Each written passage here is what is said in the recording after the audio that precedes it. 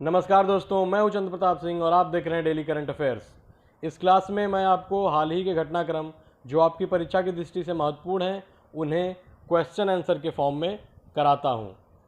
तो चलिए शुरू करते हैं इस क्लास को और देखते हैं कल जो मैंने क्वेश्चन आपको दिया था उसका आज आंसर कि which state has launched E comic text book. किस राज्य ने ई कॉमिक टेक्स्ट बुक लॉन्च की है? तो वो राज्य है मणिपुर। आगे चलते हैं। आज का पहला question, recently GP global acquires lubricants assets of which country.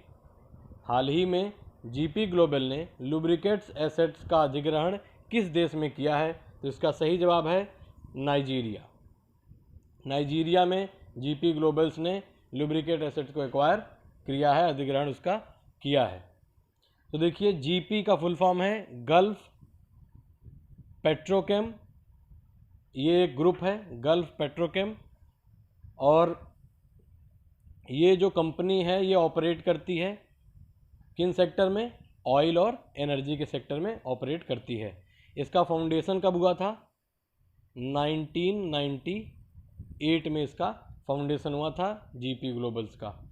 आगे चलते हैं, नाइजीरिया के बारे में पढ़ते हैं।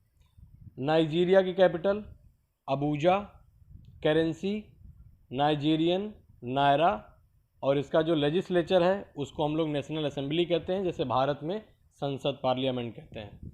यहाँ के प्रेसिडेंट हैं मुहम्मदू बुहारी। आज का दूसरा question, farmer first class cricketer Zafar Sarfaraz passed away, he was from. पूर्व प्रथम श्रेणी क्रिकेटर जफर सरफराज का निधन हो गया है, वह किस देश के थे? Correct answer Pakistan. तो ये पूर्व पाकिस्तानी फर्स्ट क्लास क्रिकेटर थे और इनका कोविड-19 की वजह से डेथ हुई है। तो ये पहले प्रोफेशनल प्लेयर हैं पाकिस्तान के जिनकी इससे डेथ हुई है। अब देखिए पाकिस्तान के बारे में। पाकिस्तान की कैपिटल इस्लामाबाद, करेंसी पाकिस्तानी रुपया, prime minister Imran Khan. Prime minister कौन है? इमरान खान। यहाँ के प्रेसिडेंट हैं आरिफ अलवी।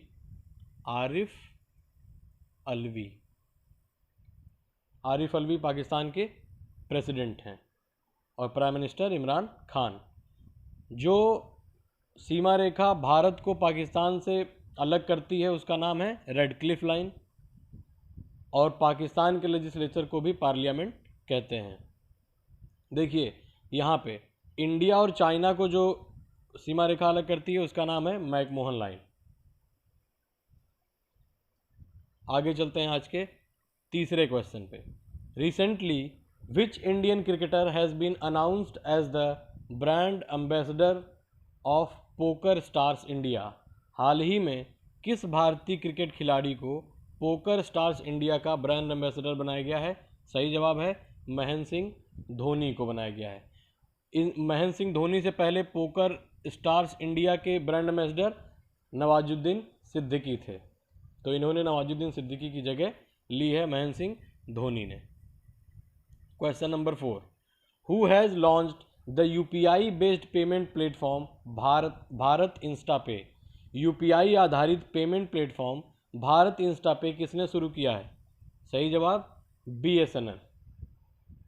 बीएसएनएल एसबीआई के साथ मिलकर एक यूपीआई आधारित प्लेटफॉर्म स्टार्ट किया है भारत इंस्टा पे। अब देखिए यहाँ पे कितनी बातें जानने को हैं। पहले यूपीआई का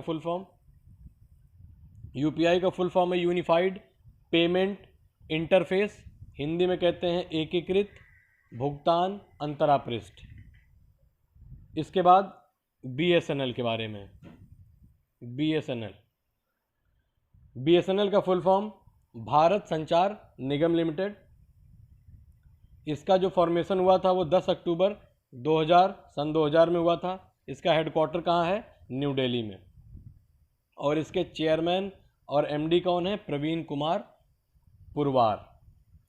इसके बाद एसबीआई के बारे में देखेंगे। SBI state bank of India. इसका फॉर्मेशन हुआ 1 जुलाई 1955 में और इसका हेडक्वार्टर है मुंबई, और जो इस समय इसके चेयरमैन हैं वो हैं रजनीश कुमार। रजनीश कुमार। अब देखिए एसबीआई क्या है?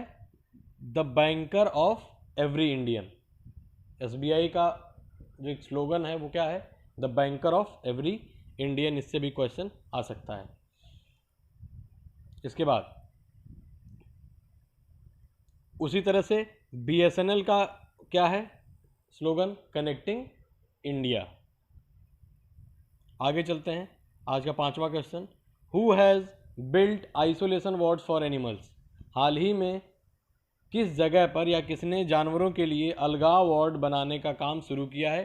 क्योंकि यह कोविड-19 है, कोरोना वायरस, ये अब जानवरों में भी फैलने लगा है। तो इसका सही जवाब है Jim Corbett. Jim Corbett national park India का पहला नेशनल पार्क है और इसका फाउंडेशन कब हुआ था? 1936 में। और जो यहाँ जानने वाली बात, जो एक इम्पॉर्टेंट चीज़ ये है कि ये इसके जो जिम कॉर्बेट के बीच से जो रिवर जाती है, बहती है, फ्लो करती है, उसका नाम है रामगंगा। ये सवाल आया हुआ है। रामगंगा वो नदी है जो जिम कॉर्बेट के बीचों बीच बहती है। जिम कॉर्बेट कहाँ पे है? उत्तराखंड में। तो अब हम लोग यहाँ पढ़ेंगे उत्तराखंड के बारे में। उत्तराखंड को कहते हैं देवभूमि। उत्तराखंड को कहते हैं देवभूमि। स्टेटहुड है उत्तराखंड का 9 नवंबर सन 2000 में। ये उत्तर प्रदेश से अलग होकर एक अलग राज्य बना था। इसकी कैपिटल है विंटर की देहरादून और गरसैन इसकी कैपिटल है समर्स की। गवर्नर इसके हैं बेबी रानी मौर्य। सीएम इसके हैं त्रिवेंद्र सिंह रावत। राज्यसभा की 3 सीट है यहाँ पे और लोकसभा की 5 सीट है। आगे चलते हैं अपने क्वेश्चन नंबर 6 पर। विश्व कला दिवस कब मनाया जाता है? तो यह 15 अप्रैल को मनाया गया। विश्व कला दिवस यूनेस्को के द्वारा मनाया जाता है, यूनेस्को। और ये आज बर्थडे होता है 15 अप्रैल को। किसका? लियोनार्डो दा विंची का बर्थडे होता है। और लियोनार्डो दा विंची इटली के रहने वाले थे और इनके जन्मदिन के उपलक्ष्य में हम लोग विश्व कला दिवस मनाते हैं। इनकी जो कुछ कलाकृतियाँ क्या हैं? मोनालिसा, लियोनार्डो दा विंची से जुड़ी हुई मोनालिसा जो इन्होंने 1503 में बनाई थी। द लास्ट सुपर 1498 में बनाई थी। और विट्रूवियन मैन, इनकी 3 फेमस तो खैर बहुत सारी हैं, लेकिन 3 आप याद रखिए। ये इनकी पेंटिंग्स हैं जुड़े हुए लियोनार्डो दा विंची से। और इससे रिलेटेड क्वेश्चन अगर आएगा तो इससे संबंधित व्यक्ति लियोनार्डो दा विंची होंगे और उनसे संबंधित ये आर्ट फॉर्म्स होंगे, इनके आर्ट वर्क्स होंगे। अब हम लोग यहाँ पे पढ़ेंगे यूनेस्को के बारे में। तो यूनेस्को का फुल फॉर्म है united nations educational scientific and cultural organisation. इसका फाउंडेशन कब हुआ था? 16 नवंबर 1945 और इसका हेडक्वार्टर है पेरिस, फ्रांस में। पेरिस, फ्रांस में इसका हेडक्वार्टर है। और इसके हेड कौन है? इसके हेड हैं ऑड्रे अजोले। Audrey Azoulay. और ये पेरेंट ऑर्गेनाइजेशन इसकी क्या है? मैंने आपको बताया था यूएन के 6 अंग हैं, उनमें से ही एक इसका अंग UN economic and social council, जो इसके अंडर में यूनेस्को काम करता है। देखिए मैं आपको एक बात बता रहा हूँ, यहाँ आप ध्यान दीजिएगा। जैसे कंटेंट कैसा है, एक वीडियो में कैसा कंटेंट है, जब तक आप उसको पूरा देखेंगे नहीं शायद तब तक आप ये चीज़ ना समझ पाएँ। और एक बात ये भी है कि जैसे कोई भी एग्ज़ाम होता है, मान लीजिए आप एसएससी का एग्ज़ाम है, रेलवे का एग्ज़ाम है, तो उसमें जो फॉर्म भरे जाते हैं वो लाखों करोड़ों में भरे जाते हैं, लेकिन जो सीट्स होती हैं वो 10,000 20,000, रेलवे में, एसएससी में तो उससे भी कम होती हैं, और जो लोग सेलेक्ट होते हैं वो उतने ही होते हैं। तो सीरियस कैंडिडेट्स बहुत कम होते हैं। आपने यहाँ तक वीडियो देखा है तो आप ज़रूर एक सीरियस कैंडिडेट होंगे। और अब आपका काम क्या है कि आप वीडियो को लाइक कीजिए, चैनल मेरा सब्सक्राइब कीजिए और उन लोगों तक ये वीडियो पहुँचाइए जिनको आप जानते हैं कि हाँ उनको इससे फ़ायदा हो सकता है। तो चलिए अब हम चलते हैं अपने अगले क्वेश्चन के साथ। Recently who has been appointed as MD and CEO of CARE Ratings. हाल ही में कौन केयर रेटिंग्स का एमडी और सीईओ नियुक्त किया गया है? तो सही जवाब क्या है इसका? इसका सही जवाब है Ajay Mahajan. Care ratings agency का फाउंडेशन कब हुआ था? केयर रेटिंग्स एजेंसी का फाउंडेशन हुआ था 1993 में। इसका हेडक्वार्टर कहाँ पे है? इंडिया में है इसका हेडक्वार्टर।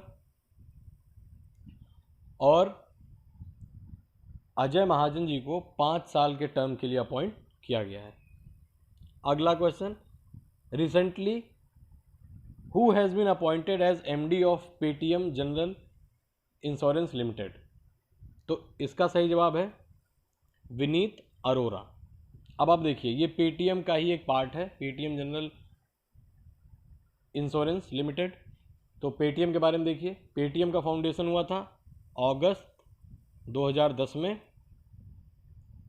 हेडक्वार्टर है नोएडा, उत्तर प्रदेश। इसके फाउंडर और सीईओ हैं विजय शेखर शर्मा। विजय शेखर शर्मा इसके क्या हैं? फाउंडर और सीईओ हैं। अब आते हैं आज के आखिरी सवाल जो आपके लिए हमेशा होता है। यहाँ पे मैंने लिखा हुआ है, सवाल पढ़िए। Recently Ranjit Chaudhary passed away, he was an. वह क्या थे? हाल ही में रंजीत चौधरी जी का निधन हो गया है। आपको बताना है कि वो किससे जुड़े हुए थे, वो उनका प्रोफेशन क्या था। वीडियो यहाँ तक देखने के लिए बहुत बहुत धन्यवाद। और अगर पसंद आया हो तो लाइक शेयर सब्सक्राइब करना ना भूलिएगा।